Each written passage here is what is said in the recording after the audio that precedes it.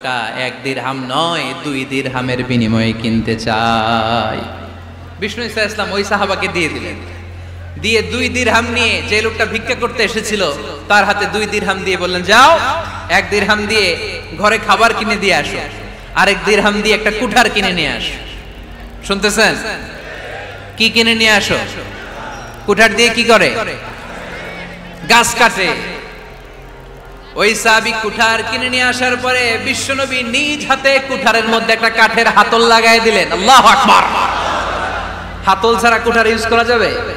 বিশ্বনবী নিজ হাতে ওই কুঠারের ভেতরে একটা হাতল লাগাই দিলেন আর বললেন, লা উরিদু আন আরাকা 15 আইয়াম। এই কুঠার নিয়ে জঙ্গলে যাও, গায়ে অনেক শক্তি আছে, কাঠ কাটো, এই কাঠ কেটে বাজারে বিক্রি করো, সামনের 15 দিন যেন আমি আমার চোখের সামনে তোমার না দেখি। বিশ্বনবীর পরামর্শ অনুযায়ী কুঠার নিয়ে ওই সাহাবী